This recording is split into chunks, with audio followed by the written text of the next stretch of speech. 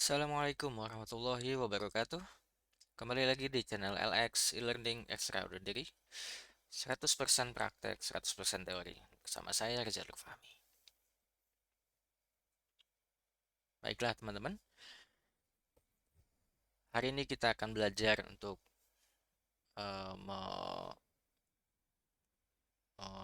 melakukan launching ya terhadap website Laravel kita. Yang tadi biasanya kita eh, jalankan di lokal, kemudian kita ingin menguploadnya sehingga bisa diakses secara online. Namun, pada video kali ini saya akan eh, sebetulnya nanti ada beberapa cara meluncing web Laravel teman-teman. Yang pertama adalah menggunakan share hosting, yang kedua menggunakan VPS, yang ketiga adalah gabungan dari share hosting dan VPS. Dan yang akan saya lakukan adalah yang nomor tiga dulu. Kenapa? Karena eh, kemudahannya banyak sih ketimbang ketimbang memakai share hosting saja atau control panel saja gitu ya. Dan atau hanya menggunakan VPS saja gitu.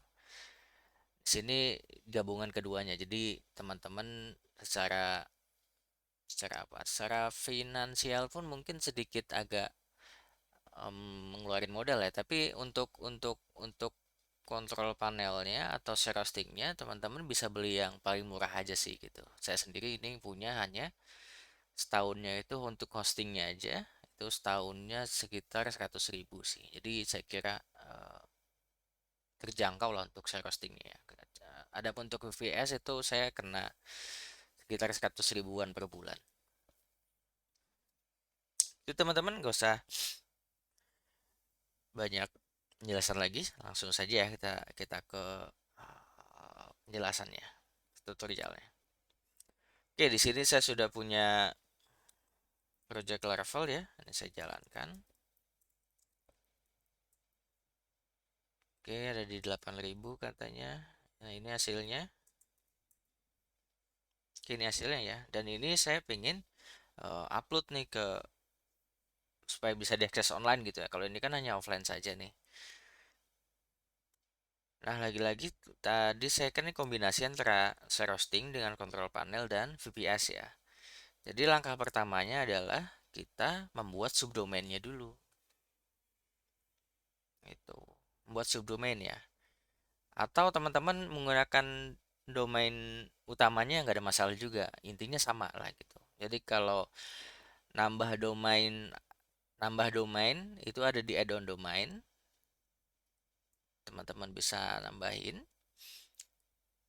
sini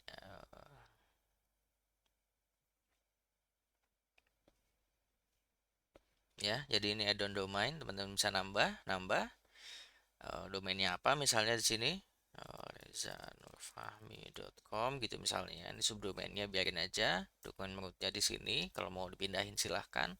Kemudian add domainnya.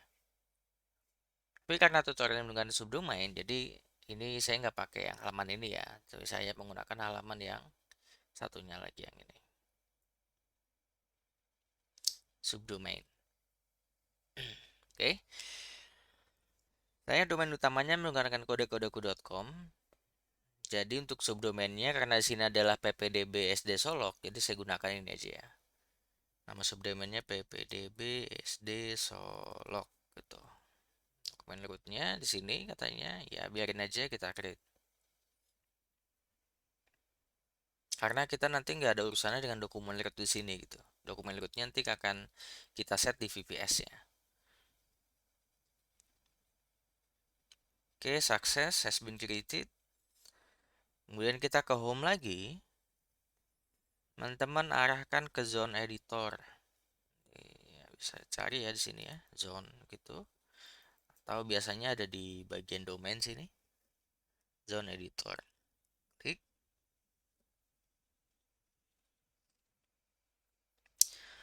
Oke, di sini saya punya beberapa domain sekaligus.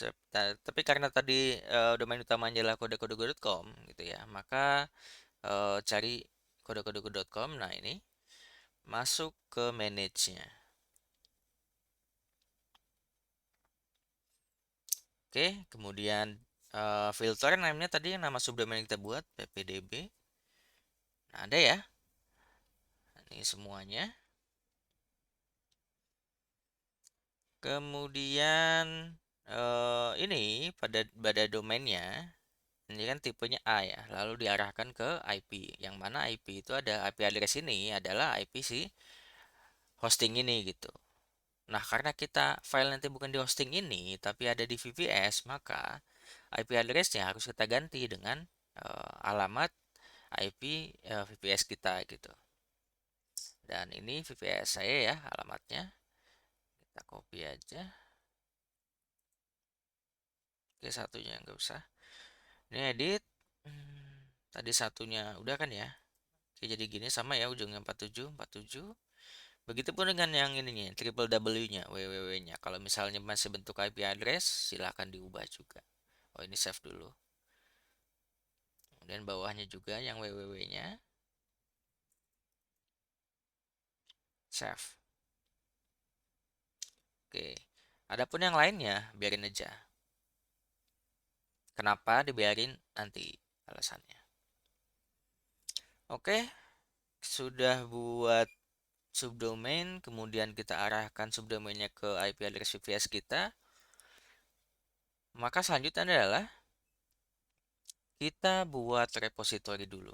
Oke, jadi ini kombinasi control panel, VPS, dan GitHub lah ya. Dalam contoh ini kita menggunakan GitHub. Kita buat repo baru, jadi repo.new aja nanti, nggak usah repot-repot sebetulnya kalau buat repo baru. Repo.new. Oke, masuk sini. Kita tuliskan namanya ppdb misalnya sd solok gitu ya. Oke, available katanya. Karena ini project misalnya ini project klien atau apapun itu atau pokoknya bukan yang public lah ya, maka kita pilih yang private. Yang public juga silahkan, berarti teman-teman kalau public resikonya adalah file teman-teman bisa di download oleh yang lain gitu. Jadi saya pilih private, kemudian create repository.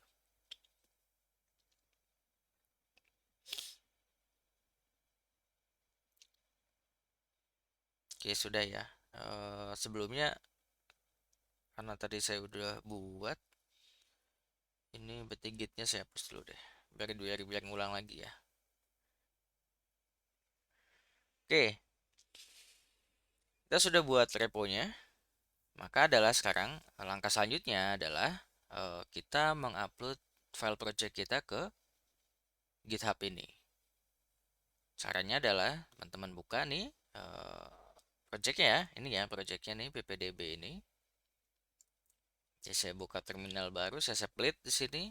Ini yang ininya bisa saya kecilin aja karena tak perlu dibaca juga.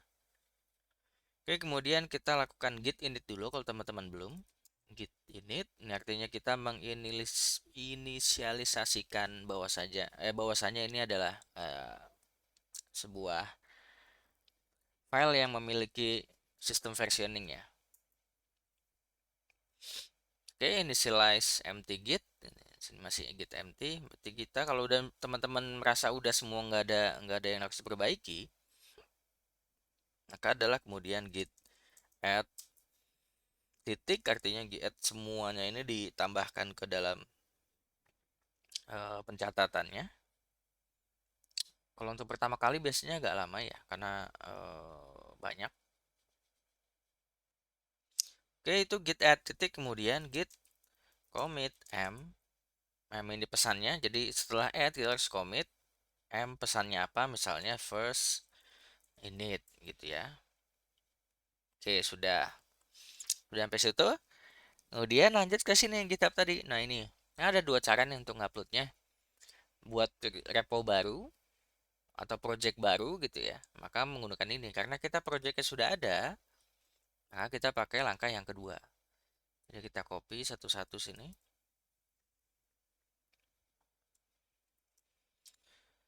Oke, sebetulnya ada cara yang gampangnya. Setelah ini, teman-teman bisa tambahkan di sebelum GitHub sini username teman-teman.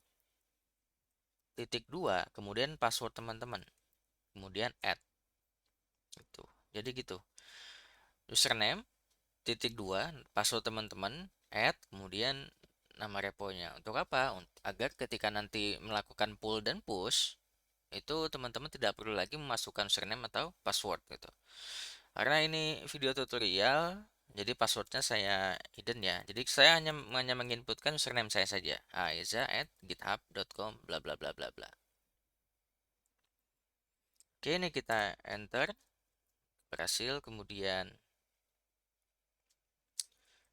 langkah selanjutnya copy aja, sudah. Kemudian kita push nih ya, kita upload ke sini.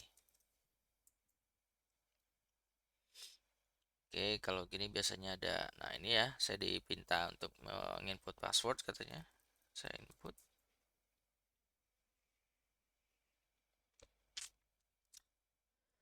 Oke, sambil nunggu, saya jelasin dulu apa manfaat dari kombinasi ini, kombinasi kontrol panel, VPS, dan GitHub gitu ya. Yang pertama, mengapa menggunakan kontrol panel? Karena kita mudah dalam manajemen domainnya gitu. Manajemen domain mudah.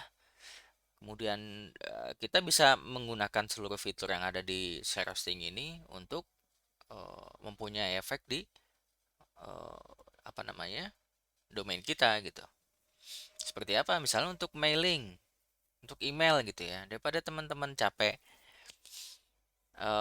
nyeting mail server di VPS-nya yang belum tentu berhasil, jadi lebih baik gunakan kontrol panel saja gitu. Jadi di sini kita tetap bisa menggunakan webmailnya. Itu satu kenapa saya menggunakan kontrol panel ya. Karena lalu manajemen domainnya juga mudah gitu. Kita nggak perlu lagi bikin virtual host segala macamnya, kita cukup buat secara visual di sini. Tadi ya kita tinggal tambah subdomain, klik klik klik klik, ubah zone editornya juga klik klik klik, ubah edit dikit selesai gitu. Itu buat saya yang mungkin kurang ilmunya di perserveran lah gitu ya. Di dalam dunia ilmu server saya masih kurang, jadi saya lebih menggunakan kombinasi ini, menggunakan share hosting ini. Yang kedua, mengapa menggunakan GitHub gitu ya? Karena supaya nanti gampang teman-teman, nggak perlu lagi namanya upload download projectnya gitu. Menggunakan FileZilla atau software FTP lainnya gitu. Nanti teman-teman cukup dalam di project ini teman-teman tinggal git add, git commit, selesai. Kemudian teman-teman masuk ke VPS-nya, kemudian tinggal di git pull aja gitu. Maka otomatis web teman-teman pun langsung berubah menjadi baru gitu ya. Gitu sih. Itu alasan saya kenapa selama ini menggunakan itu. Dan LX pun sama sebetulnya tadi. Ada di sini. Tapi bedanya dia di sebagai add-on domain gitu. Nah, ini ya LX ya ada ya. Caranya hampir sama kayak tadi subdomain tadi, tinggal tambahkan, kemudian ubah eh, pointing ename-nya ke IP VPS-nya gitu. Mudah banget sih menurut saya sih, paling mudah ini. Oke, ini sepertinya karena banyak-banyak gambar ya, gambarnya besar-besar kayaknya nih. Nggak apa-apa. Eh, Apalagi? Control panel sudah.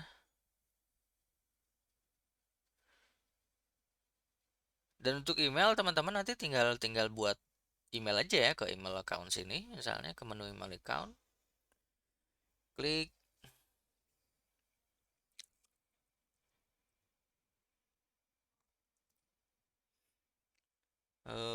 lalu tambah email, create ya,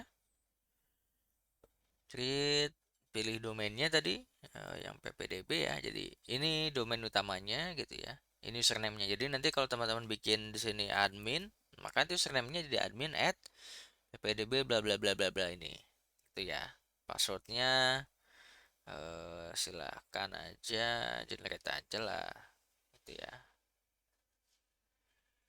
Oke, ini copy dulu supaya nggak lupa. Begitu ya. Disarankan gunakan password generator ini ya gitu. Karena aman lah. Ya, tapi bisa aja teman-teman menggunakan password sendiri gitu ya, yang aman-aman gitu, apa aja lah. Misalnya saya nih jangan pakai style jepit, yang lain yang lain.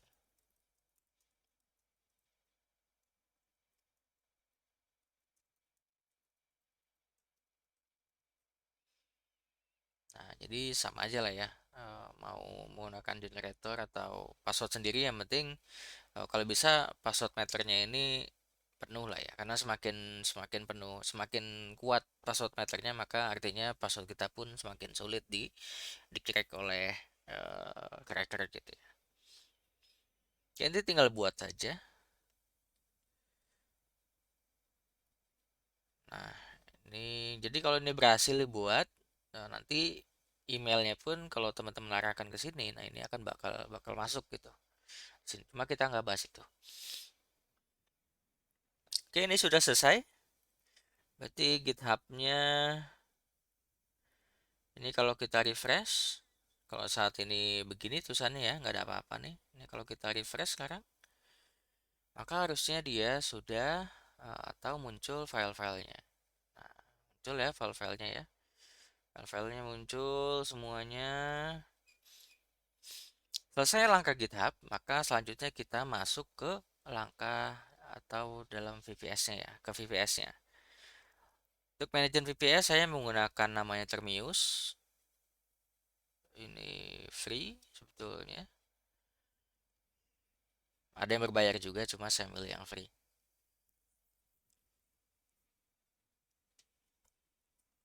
Oke, di sini saya punya beberapa VPN ya. Beberapa pribadi, beberapa lagi kantor. Ini yang punya saya, yang kode-kodeku. Kita gunakan itu. Kalau teman-teman baru menggunakan ini, nanti teman-teman bisa klik new host. Lalu namanya apa? Namanya sini jadi sini ya, label-labelnya nih. Kayak sini pos kota VPN, berarti pos kota VPN gitu. Nanti yang ada di sini masuk ke labelnya ini. Kemudian addressnya nih, IP-nya. IP addressnya. Kemudian selanjutnya adalah teman-teman bisa langsung ke sini, username dan passwordnya apa. Isi username-nya, isi passwordnya, kemudian klik save gitu ya. Nanti muncul dengan klik kanan, connect via SSH in new window deh. Oke, ini selesai ya, jadi ya. Kelihatan nggak teman-teman? Semoga kelihatan ya. Oke, selanjutnya adalah saya mengcopy file virtual hostnya. Di sini saya menggunakan Nginx ya, seperti yang teman-teman lihat di sini, Nginx. Maka virtual hostnya itu ada di eh, saya ke CD dulu aja ya. Apa? etc. Kemudian Nginx, karena saya menggunakan Nginx. Kalau teman-teman pakai Apache ya berarti Apache 2 gini biasanya. Apache, saya Nginx ya, Nginx.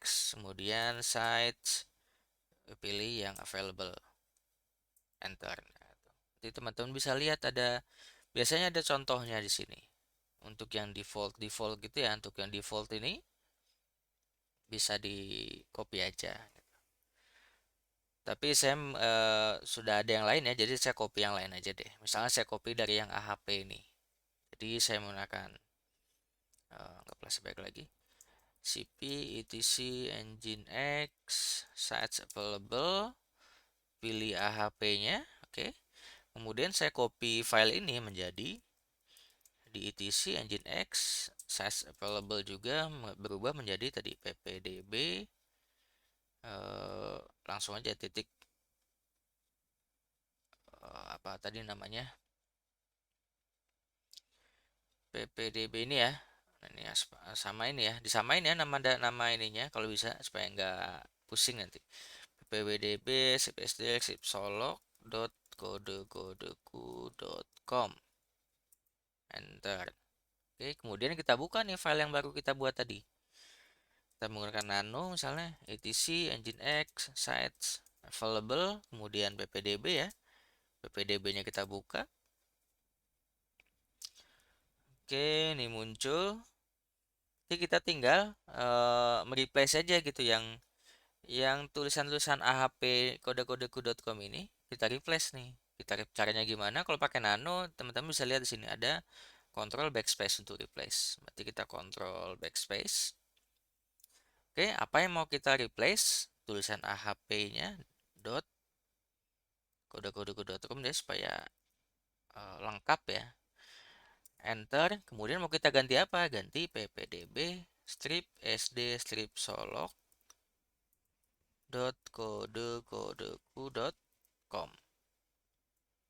Enter. Kemudian kita pilih A ya supaya semuanya keganti. Nah, kita Ctrl O buat save-nya ya. Di save dulu. Nanti teman-teman bisa lihat di sini. Nah, dokumen rootnya ada di var www.ppdb bla bla bla bla.com/public gitu ya. Berarti kita tetap mengarah ke folder publiknya sebagai dokumen rootnya. Tuh. Lalu nama server name-nya sini ppdb solok.com, kemudian ataupun bisa pakai www.ppdb-solok.com gitu ya. Selanjutnya nggak ada apa-apa lah sih. Udah, itu aja. Kalau di Nginx cukup itu. Oke, kalau sudah kita Ctrl X.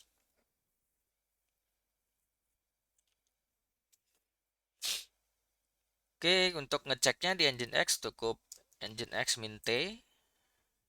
Oke, sukses katanya nggak ada konfigurasi yang salah.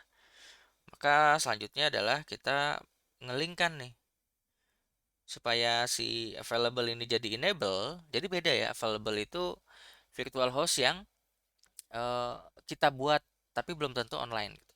Untuk supaya membuatnya menjadi online, kita copy dulu ln min s etc nginx kemudian sites available lalu ke ppdb, kita kopinya ke etc nginx sites enabled, cukup sampai sini aja. Jadi otomatis kita membuat file yang namanya ppdb ini ke folder yang namanya sites enable. Enter. Selanjutnya kita restart nih si apa Nginx-nya.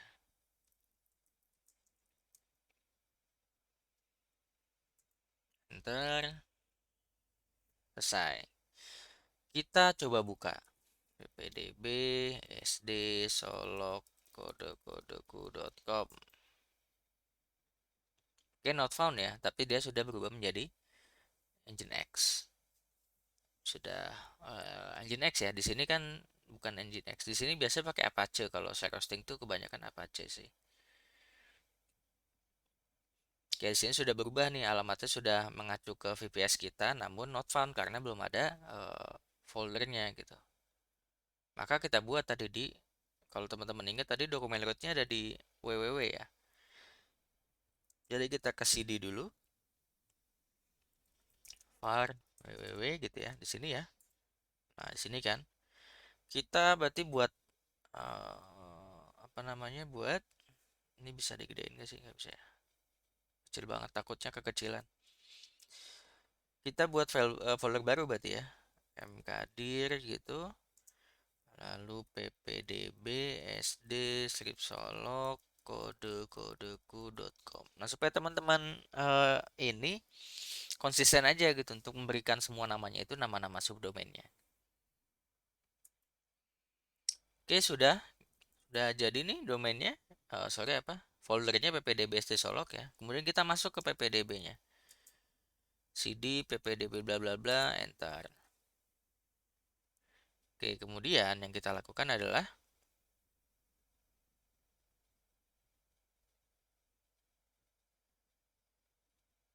Apa yang kita lakukan? Kita ngepull projectnya yang ada di GitHub tadi. Ini ya, di GitHub ini ke kode sini nih, kode kemudian ini copy, lalu kita clone git clone gitu ya, paste, kemudian karena pengen oh jadi ada dua cara deh gini. Ini kita mundur sedikit ya. Kita hapus dulu tadi yang ppdb-nya. Oke, anggaplah kita hapus ya.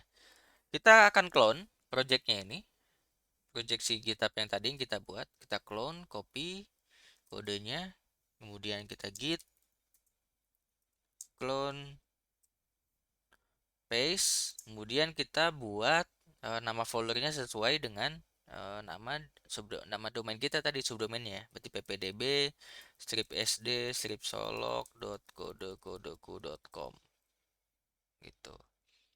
Kalau sudah enter aja. Nah, dia akan meminta username. Mengapa meminta username? Karena project kita ini adalah sebuah project yang private gitu. Jadi nggak bisa sembarangan orang ngeklone. Isi kemudian passwordnya juga. Oke, jadi dia akan mengcloning nih ya.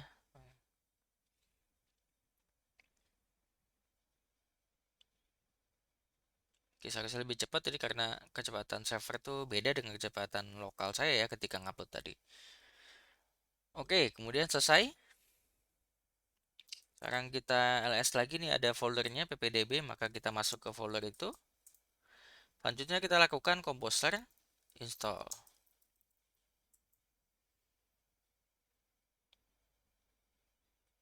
Kita tunggu dia lagi install dependensinya.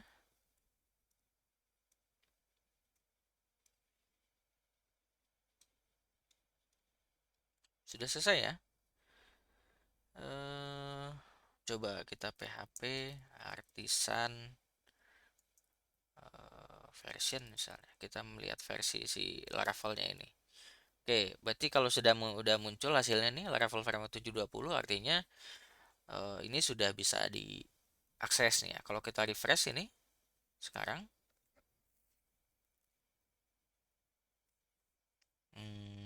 apa nih? Karena INV-nya belum ada ya. Di sini kan dia pakai INV ya. Di sini dan di kita belum ada INV-nya nih. Kita lihat dulu ya, di sini ada file INV-nya nggak? Contohnya ls-al misalnya.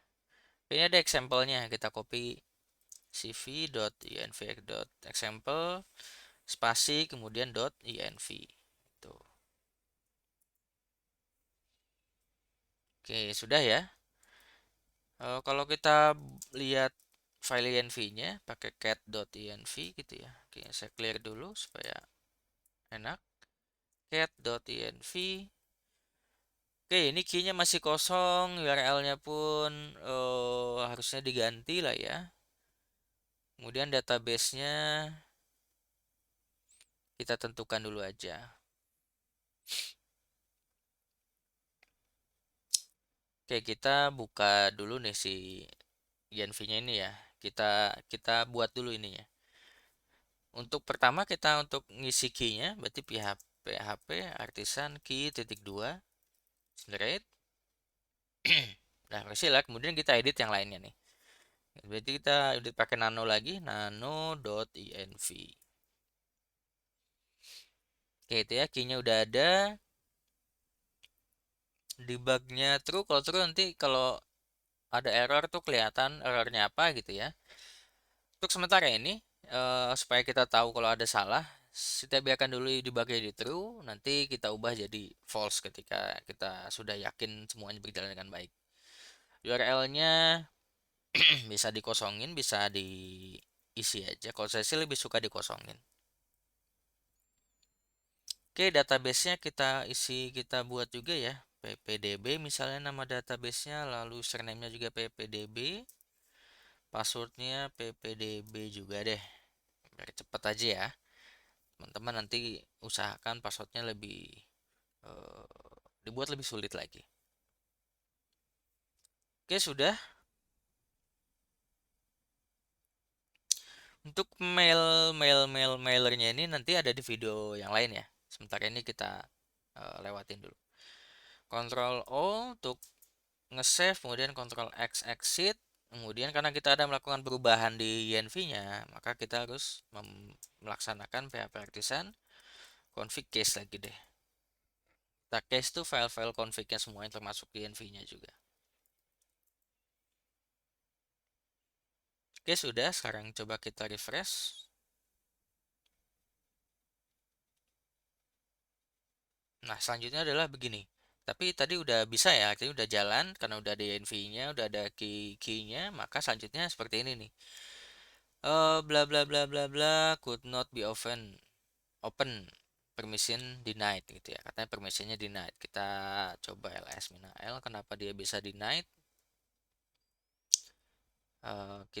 Kalau teman-teman bingung bisa dilihat di misalnya saya ngelihat yang lain ya. Tunggu.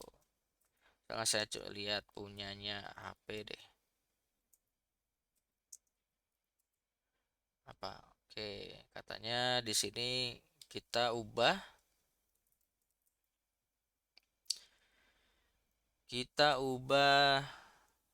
kepemilikannya ya, Chaon.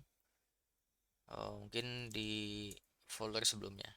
Chaon min-r berarti rekursif, semua masuk ke folder-foldernya. Kita ubah menjadi ini grupnya, itu ya. Nah, seperti ini. Chaon min-r rekursif. Kita ubah username dan grupnya menjadi www.data supaya nggak ada kayak tadi. Enter. Kita refresh sekarang. Nah, berhasil ya. Sudah kebuka nih. Tapi database-nya jelas-jelas masuk nih kalau kita input misalnya password, asal aja dulu. Nah, sini katanya access denied for user ppdb bla bla bla bla karena kita belum membuat username apa detail database-nya ya. Maka kita buat dulu nih detail database-nya.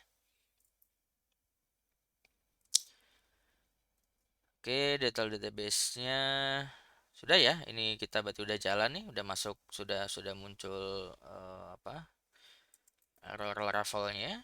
Ini udah oke. Kita buat selanjutnya buat database-nya. Nanti masuk ke MySQL, min u root min p. Enter. Oke, kita lihat database saya ada berapa di sini. Oke, ada ya. Pertama kita buat database saya dulu. Create database tadi namanya ppdb. Itu ya. Selesai satu. Buat database sudah, kemudian kita buat username-nya. Create user. eh, Namanya dia dipakai itu ppdb at localhost. Kemudian identified by passwordnya apa gitu. Misalnya saya passwordnya pengen ppdb 2020 gitu aja ya. Create user, username-nya apa, ini hostname-nya, identify by passwordnya apa. Enter. Oke, berhasil. Nah, itu kalau teman-teman buat username yang hanya bisa diakses lokal. Kalau teman-teman pengen bisa diakses secara online supaya nanti bisa kita remote, maka kita ulangi lagi yang atasnya, tapi localhost-nya kita ganti dengan tanda persen. Artinya dia wildcard gitu, bisa dibuka di mana saja, nggak hanya buka di localhost lokal ini gitu ya. Enter. Oke, itu. Selanjutnya kita memberikan akses si user ppdb ini kita berikan akses ke database yang namanya ppdb juga. Jadi kita grant all on apa nama databasenya, PDB ya, titik bintang, artinya nanti seluruh seluruh apanya, seluruh apa nih, seluruh tabelnya, kita akses ke seluruh tabelnya di database PPDB, ke siapa, ke tadi ke si PPDB lah, berarti ke PPDB at localhost dulu pertama. Oke, berhasil ya. Kemudian selanjutnya keduanya localhost diganti dengan tanda persen. Udah, kemudian kita flash nih, flash privilege. Berhasil, kita exit deh. Selanjutnya kita ubah lagi tuh si file env-nya tadi. Kita ubah. Karena passwordnya ppdb 2020 ya. Jadi mau nggak mau kita ubah dulu. Passwordnya ppdb 2020. Harusnya tadi samain aja. Oke. Ctrl O, Ctrl X, kemudian php artisan config. Case lagi. Selesai. Selesai belum? Oh, belum selesai. Kita belum punya database-nya. Kalau kita ini kita login lagi, coba ya kita login. Ini nomor HP, password, enter. Nah sekarang bukan yang kayak tadi lagi pesannya orang, tapi berubah base table or view not found. Table users. Karena belum ada ya, kita belum mengimport nih. Jadi kalau kita lihat lagi, kalau kita masuk lagi ke MySQL, use ppdb, kita lihat tabelnya masih kosong ya, empty set ya. Jadi makanya dia tulisannya begini. Nah selanjutnya adalah kita apa namanya, mengimport mengimport database-nya. Tadi kan, nah sini kita sudah ada ya nih. Di sini ada SQL-nya nih. Ada SQL-nya.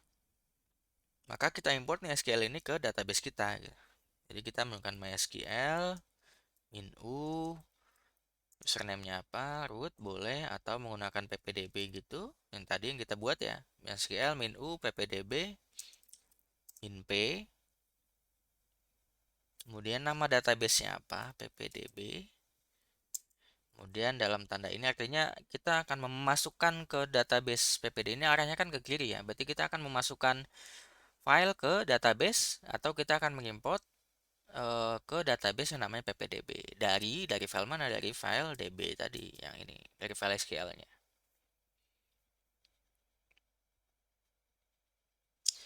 Enter, isi password ya, ppdb 2020. Bentar. Yuk kita tunggu. Selesai. Selanjutnya kita balik lagi. Kita isi passwordnya. Nah, sekarang karena salah, artinya ini username-nya bukan yang nggak masuk ya. Ini hanya saja username-nya dan passwordnya salah gitu, tapi database-nya sudah terbaca. Nah, gitu teman-teman. Jadi selanjutnya ini karena ini project punya orang, saya pun jadi nggak tahu. Gitu. Artinya sekarang dia sudah berjalan nih, database sudah berjalan, webnya sudah berjalan. Nah, sekarang bagaimana untuk mengakses database supaya kita mudah lah ya, kita nggak repot-repot lewat SSH lagi gitu. Nah sini saya bisa biasanya menggunakan dbeaver nih. dbeaver ini sebuah software database, kalau kita lihat aboutnya ini ya, database manager universal. Kenapa universal? Karena dia bisa mensupport banyak banyak engine database gitu, nggak cuma MySQL atau MariaDB doang. Dan ini ada versi community-nya, jadi ya, bisa kita pakai gratis lah. Oke, bagaimana cara mengkonekkannya, konekin file apa database kita ya supaya bisa diakses secara klik-klik. Ini ada GUI-nya. Masuk ke sini ke database, kemudian pilih yang ini nih, new database connection. Klik. Lalu teman-teman bisa pilih engine-nya apa.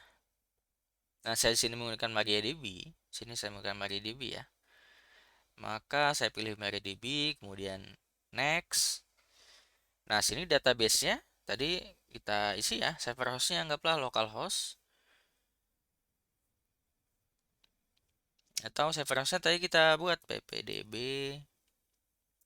Server host-nya kita isi dengan ya ppdb dot code ppdb apa nama subdomainnya ya sd solok kodeku.com itu.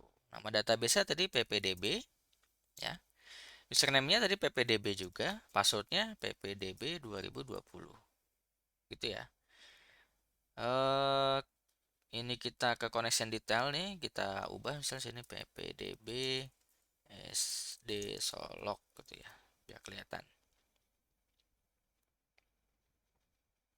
Oke, back. Sekarang kita coba dulu tes connection ini nyambung nggak nih? Tes connection. Oke, connected ya, nyambung ya berarti. Oke, kita finish. Nah, sekarang kalau kita buka ini, nah kelihatan deh database-nya. Ini udah online ya, database-nya udah online ya. Nah, jadi kelihatan tuh nama tabel-tabelnya apa. Jadi kalau ini di double klik, nah di nama database-nya nanti muncul tabel-tabelnya. Double klik lagi di salah satu tabelnya, nanti kelihatan deh semuanya. Gitu ya. Selanjutnya ya sudah ini anggap saja seperti teman-teman menggunakan PHP admin gitu, hampir sama lah. Tinggal klik-klik edit-edit. Gitu ya. Nah, gitu teman-teman. Bagaimana?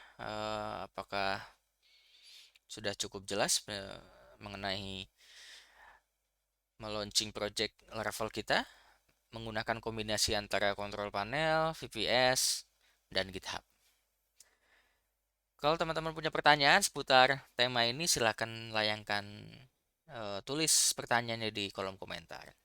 Dan jika teman-teman merasa terbantu dengan channel ini, dengan video tutorial ini, silakan teman-teman like, share, dan subscribe. Jangan lupa aktifkan juga tombol loncengnya, diklik juga supaya teman-teman bisa langsung menerima informasi-informasi terbaru kalau saya mengupload file video yang baru lagi.